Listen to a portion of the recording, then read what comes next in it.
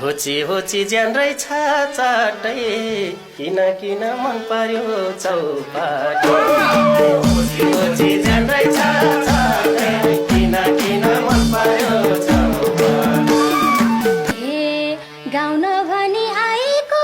थिए शिरको टोपी देखेर लाठी गाउन भनी आएको थिए शिरको टोपी देखेर लाठी